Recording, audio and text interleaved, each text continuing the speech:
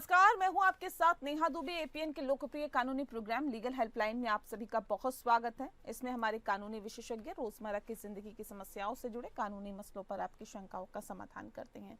आप भी इस प्रोग्राम से जुड़ सकते हैं, फोन करके कानूनी राय भी ले सकते हैं। इस विषय पर आज हम बात करेंगे, वो विषय बहुत महत्वपूर्ण है। दरअसल आपको बता दें कि आज जनगणना से जुड़े हुए विषय पे आज हम बात करेंगे और इस विषय पे तफसील से जानकारी देने के लिए कानूनी विशेषज्ञ और वरिष्ठ अधिवक्ता इस वक्त हमारे साथ जुड़ गए हैं। नवीन पांडे जी, बहुत स्वागत है सर आपका।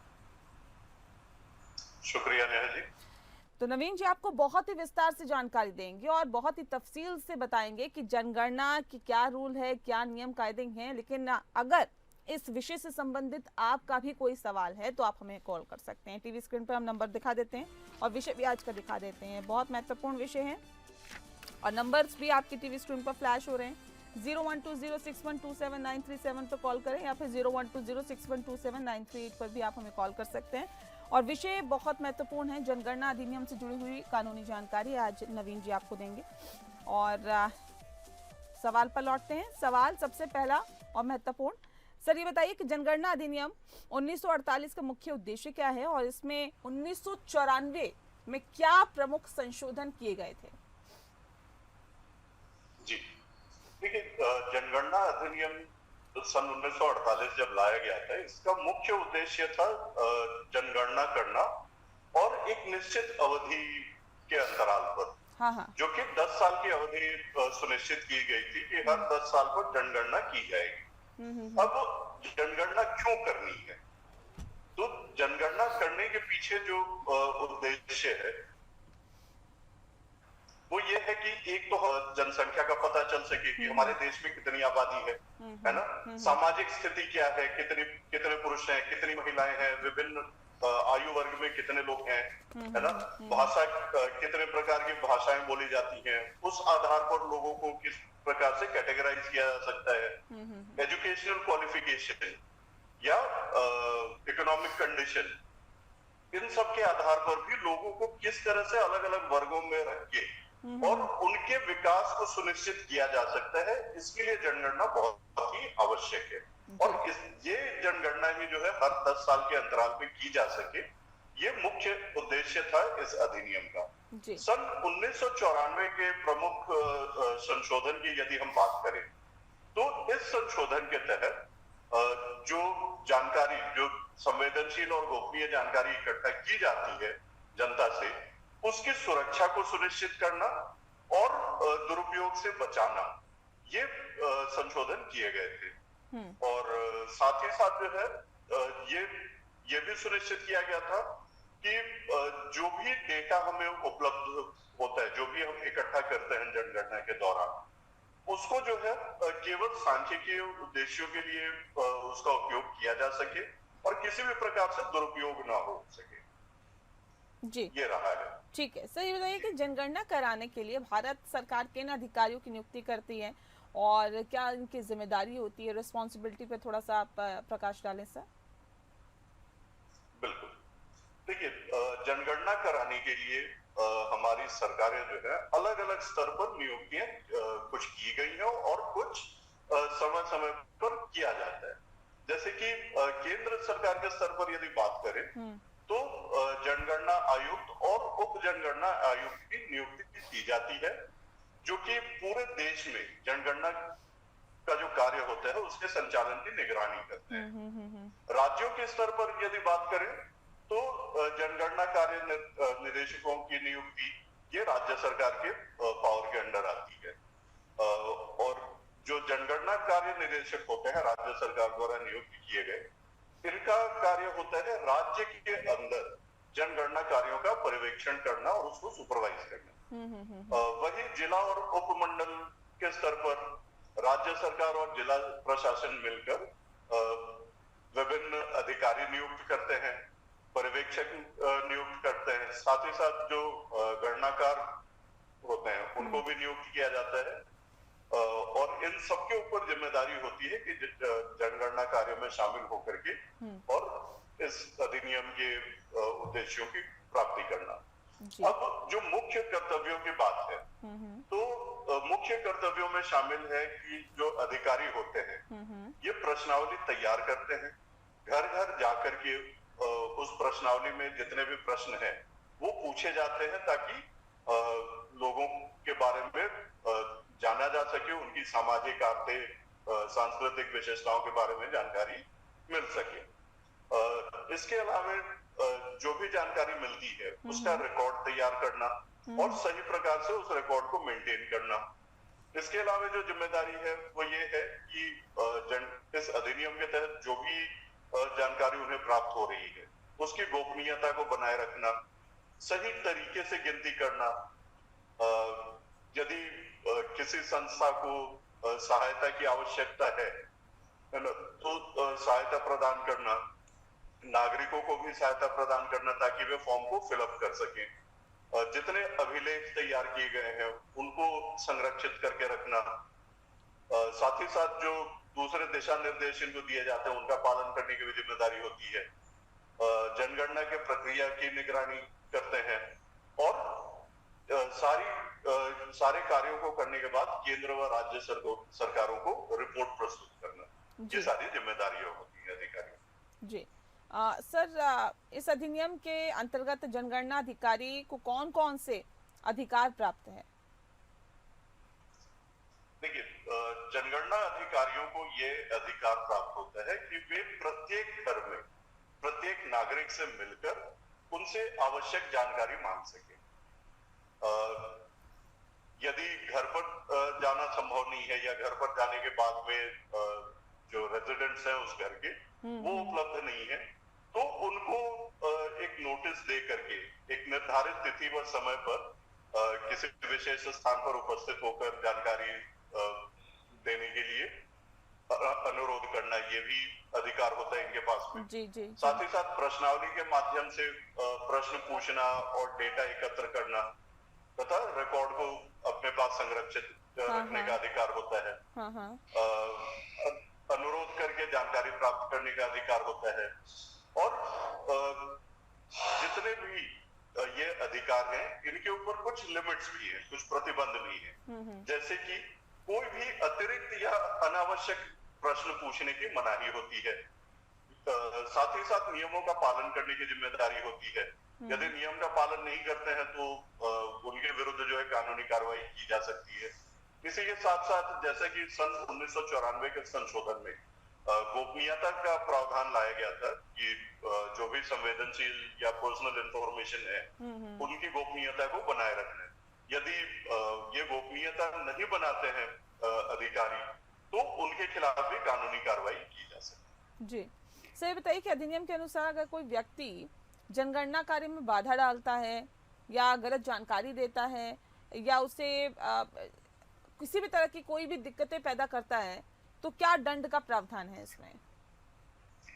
बिल्कुल, देखिए ये सबसे पहले तो मैं कहूंगा कि ये बहुत ही महत्वपूर्ण प्रश्न है और प्रत्येक नागरिक को ये समझना आवश्यक है कि जो जनगणना की प्रक्रिया है ये एक अति महत्वपूर्ण प्रक्रिया है, क्योंकि जनगणना के आधार पर ही हमें पता चलता है कि किस सामाजिक वर्ग में कितने लोग हैं और उनके विकास के लिए किस प्रकार के स्कीम्स हमें ले आनी है।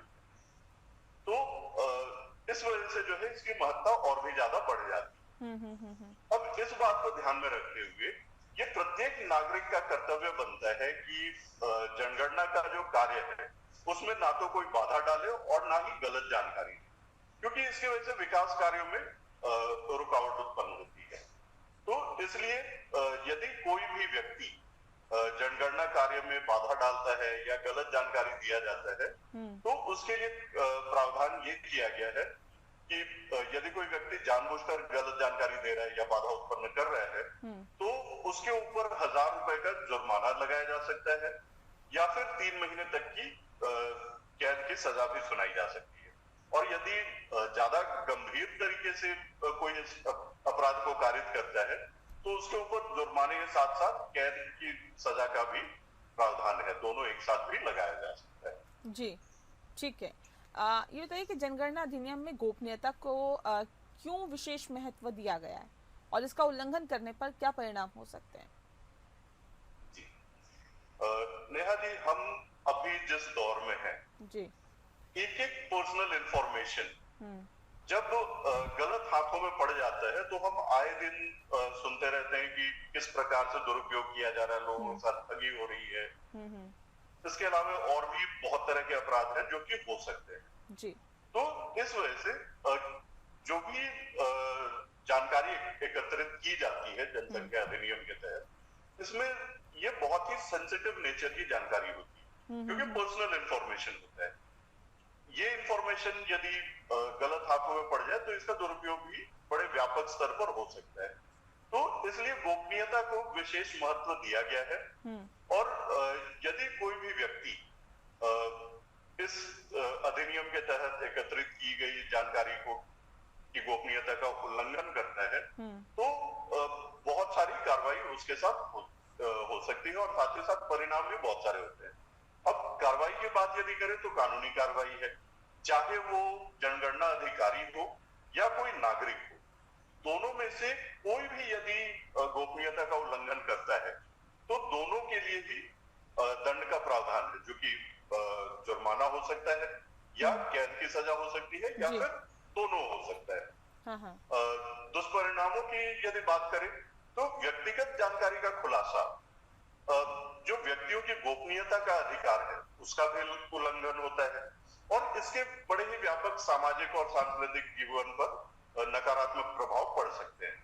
तो इसकी वजह से भी गोपनीयता को महत्व दिया गया है। साथ ही साथ यदि गोपनीय जानकारी साझा की जाती है कहीं और तो जनता का जो भरोसा है इस पूरे प्रक्रिया पर, वो भरोसा उठ जाता है। तो भरोसा उठ जाने की वजह से सरकार के पास में सही जानकारी प्राप्त करना ये बहुत ही कठिन कार्य हो जाएगा। इसी प्रकार से जनगणना में कोई भी नागरिक, क्योंकि भरोसा उठ चुका है, तो भागीदारी के लिए हर कोई जो है वो हिचकिचाएगा। तो ये सब कारण है जिसकी वजह से गोपनीयता को महत्व दिया गया है। ये भी बताइए कि क्या कोई व्यक्ति जनगणना से संबंधित जानकारी देने से इनकार कर सकता है क्या? अगर हाँ तो कैसे कर सकता है, थोड़ा सा बताइए इसके बारे में। जी, जैसा हम इस कार्यक्रम के शुरुआत से ही चर्चा करते आ रहे हैं कि जनगणना जो है ये बहुत ही महत्वपूर्ण प्रक्रिया है और इसके ऊपर हमारे विकास से संबंधित योजनाएं जो है वो निर्भर करती हैं। जी जी जी। तो इस महत्ता को देखते हुए हमारे नागरिकों को ये चीज समझना बहुत ही आवश्यक है कि कोई भी व्यक्ति जनगणना से संबंधित जानकारी देने से इनकार नहीं कर सकता, चाहे कोई भी कारण वो लेके आना चाहे कि इस वजह से नहीं देना चाहता हूं, वो मान्य नहीं है। तो कुल मिलाकर बात ये आ जाती है कि मना तो कर ही नहीं सकते, तो यदि हाँ वाले प्रश्न का जवाब तो खत्म ही हो जाता है, मतलब वो बाहर हो जाता है। अब क्यों नहीं, है ना, इनकार क्यों नहीं कर सकता कोई भी? देखिए, जो इस अधिनियम के तहत जनगणना को जो है एक कानूनी दायित्व के तौर पर प्रस्तुत किया गया है। प्रत्येक नागरिक या अधिकारी या कोई भी जो भी कंसर्न है इस प्रक्रिया में, है ना, तो सबके ऊपर एक कानूनी दायित्व है कि जो भी जनगणना अधिकारी के द्वारा प्रश्न पूछे जा रहे हैं उसका सही जवाब दिया जाए। केवल जवाब देना काफी नहीं है, सही जवाब देना बहुत ही महत्वपूर्ण है। यदि जनगणना अधिकारी किसी से भी कोई भी प्रश्न पूछ रहा है तो जैसा कि पहले भी हमने चर्चा किया कि जानबूझकर गलत जवाब देना या जानकारी देना उसको एक दंडनीय अपराध की श्रेणी में रखा गया है। तो हर किसी को प्रयास यही करना चाहिए कि एक तो प्रश्न का जवाब देने से न बचे, जवाब दें और जो भी जवाब दे वो सही जवाब हो। और कोई भी नागरिक यदि इनकार करता है तो जैसा पहले बताया मैंने, उसको अपराध की श्रेणी में रखा गया है ना, और उस व्यक्ति के खिलाफ दंडात्मक कार्रवाई की जा सकती है। जी, जनगणना अधिनियम धारा 3 और 4 के बारे में जानकारी दीजिए। जी, देखिए, जो अधिनियम की धारा 3 है उसके तहत केंद्र सरकार को जनगणना करवाने का अधिकार प्रदान किया गया है। साथ ही साथ धारा 3 के तहत जो केंद्र सरकार है अपने अधिकारों का प्रयोग करते हुए जनगणना की तिथि, और क्षेत्र ये घोषणा करने का भी अधिकार केंद्र सरकार के पास है। अब इसके लिए इस धारा के अंतर्गत केंद्र सरकार जो है राजपत्र में अधिसूचना जारी करके घोषित करती है कि किस तिथि से किस तिथि तक जनगणना का कार्य किया जाएगा। साथ ही साथ ये भी घोषित किया जा सकता है कि या तो पूरे देश भर में जनगणना होगी या किसी एक निश्चित राज्य के अंदर या क्षेत्र के अंदर जनगणना करनी है। तो ये हर चीज का चुनाव करना है ना, कि किस क्षेत्र में जनगणना होनी है, कितने समय अवधि के अंदर होनी है, ये सारे अधिकार धारा 3 के तहत केंद्र सरकार को प्राप्त हैं। धारा 4 की यदि हम बात करें तो धारा 4 के तहत जो जनगणना कराने के लिए जो अधिकारी हैं, विभिन्न पद जो हैं, उन पदों पर अधिकारियों की नियुक्ति करने के लिए प्रावधान किए गए हैं। जैसे केंद्र सरकार को भी कुछ अधिकार दिए गए हैं जो सेंट्रल लेवल पर अधिकारियों का नियुक्तिकरण करते हैं। उसी प्रकार से राज्य सरकारों को भी अधिकार दिए गए हैं, है ना, सेंसस डायरेक्टर्स का अपॉइंटमेंट करने का। साथ ही साथ में जिला स्तर पर, अनुमंडल स्तर पर भी अधिकारियों के नियुक्ति की प्रावधान जो है वो धारा 4 के अंदर की है। जी सर, ये बताइए कि जनगणना अधिनियम के अनुसार जनगणना के आंकड़ों का प्रयोग किन कार्यों के लिए किया जा सकता है और क्या जानकारियां जो है, जैसा कि आप पहले बता चुके हैं, कि गोपनीय रहती है? देखिए, जो भी आंकड़े प्राप्त होते हैं जनगणना के तहत, इनका सबसे जो व्यापक उपयोग होता है वो होता है नीति निर्माण के लिए। विभिन्न प्रकार की नीतियां, जैसे शिक्षा नीति, स्वास्थ्य नीति, इस प्रकार के बहुत सारी नीतियां हैं जो कि सामान्य जनता के लिए उनके विकास में बहुत ही सहायक होती। तो नीति निर्माण के प्रति भी जो है इन आंकड़ों का प्रयोग किया जाता है।